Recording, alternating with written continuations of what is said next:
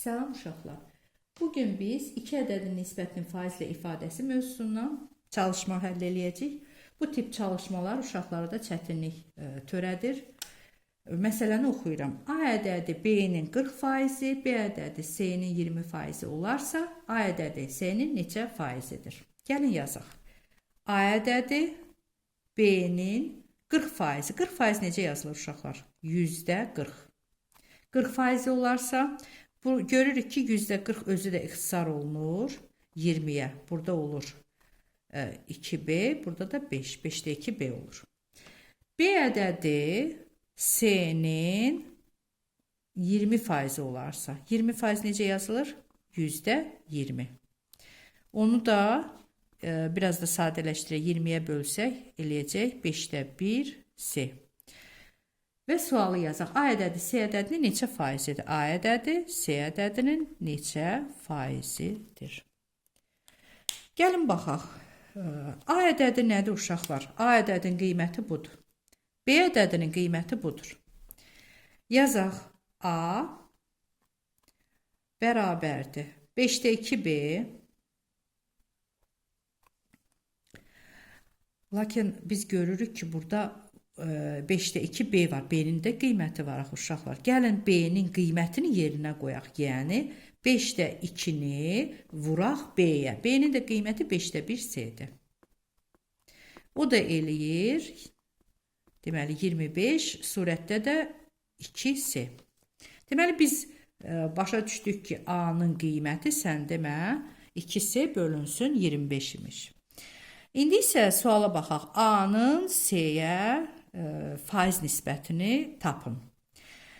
Gəlin baxaq.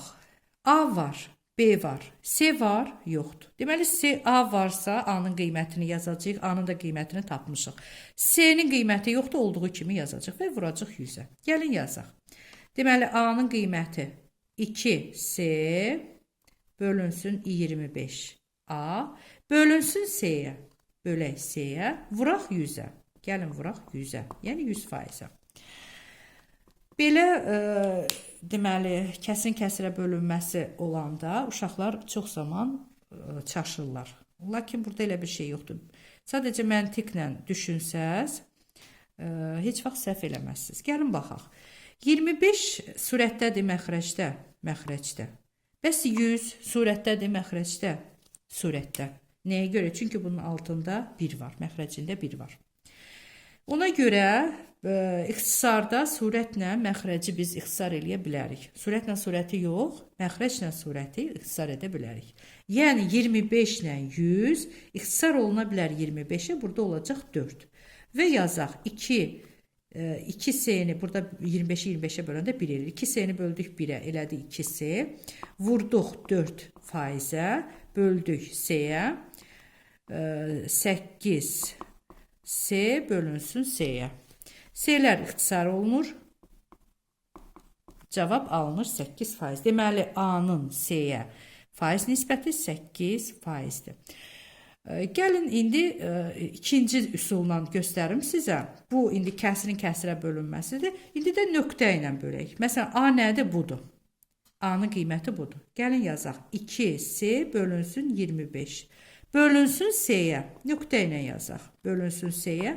Vurulsun 100'ə. Yəni 100%. Gəlin baxaq. Kəsir kəsirə böləndə biz bilirik ki, bunun altında 1'dir. Kəsir kəsirə böləndə birinci olduğu kimi yazılır. İkinci tərsinə vurulur. Yəni C düşür məxrəcə, 1 qalxır yuxarı surətə. Və bunu da vururuq 100'ə. 100%. 2C bölünsün 25C'yə. Deməli 2C burada faizə bu C'lər gedir, vururuq 100%-ə. İndi baxın uşaqlar, bu məxrəcdə, bu da surətdə. Necə burada 100 surətdə idi, 25 məxrəcdə. Burada da 25 məxrəcdə, 100 surətdədir. Bunlar 25 ixtisar olunur. Burada qalır 4. Yəni 2'ni vururuq 4%-ə, eləyir 8%. Yenə də gördüyümüz kimi cavab eyni alınır. Ümid eləyirəm ki, başa düşdünüz. Bu tip çalışmaları gələcəkdə həll edəndə artıq sizə çətin olmayacaq. Hələlik bu qədər. Sağ olun.